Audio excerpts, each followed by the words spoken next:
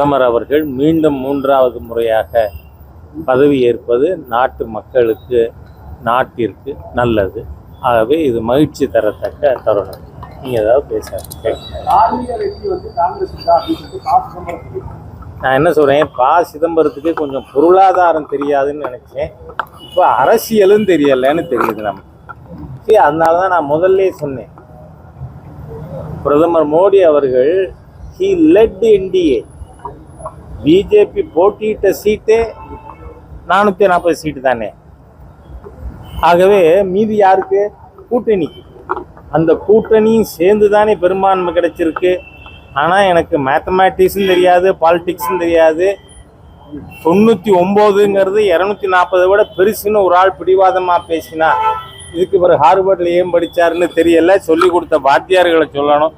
அவருக்கு சிதம்பரத்துக்கு ஆசிரியராக இருந்தவர்களை குறை சொல்லணுமோ அப்படிங்கிறது மாதிரி. ஸோ சிதம்பரம் என்றைக்குமே அவர் is out of tune with the public. வயசானது காரணமாக இருக்கலாம். I think is around 80. அதனால் அவருக்கு இந்த மாதிரியான தடுமாற்றம் சித்தாந்த ரீதியில் வந்திருக்கலாம். ஆகவே என்ன தார்மீக வெற்றி? 99 சீட்டு 3 டிஜிட்டை தொடர்றதுக்கு முடியலை. அப்புறம் அதில் என்ன தார்மீக வெற்றி கிடைச்சிருக்கு அவருக்கு? அது ஏதோ குழப்பின்னு இருக்கணும், வயசான காலத்தில் பேசின்னு இருக்காரு. ஓப்பன் ஏஐ ஒரு அமைப்பு, ஏஐ அந்த அமைப்பு ஒரு இஸ்ரேலி தனியார் அமைப்பின் மூலமாக இந்த தேர்தலில் காங்கிரஸை வெற்றி பெற செய்யவும், மாண்புமிகு பிரதமர் மோடி அவர்களை தோற்கடிக்க செய்யவும் பணியாற்றினார்கள்னு பப்ளிக் மீடியாவில் இப்போ விஷயங்கள் வெளில வந்திருக்கு. ஆகவே இதில் ஏற்கனவே தேர்தல் பிரச்சாரத்தின் பொழுது மாண்புமிகு பிரதமர் மோடி அவர்கள் அந்நிய சதி இருக்குங்கிறதும் இடையில சொன்னார். அதனால் இந்த தேர்தலில் யார் யாருடைய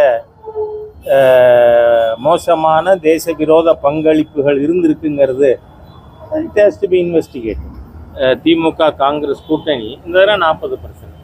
ஆகவே எதிர்கட்சிகளுடைய வாக்குகள் பிரிந்த காரணத்தால் டாக்டிக்கலி டிஎம்கே வெற்றி பெற்றிருக்காங்க. அவ்வளவுதான்.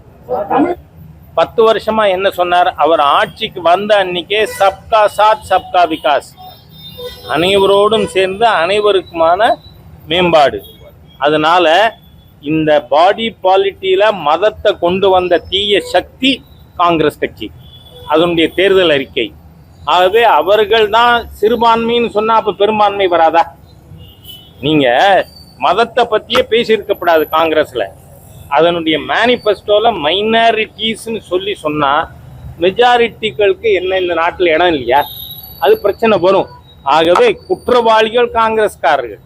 அது ராகுலா இருக்கலாம், சிதம்பரமா இருக்கலாம்,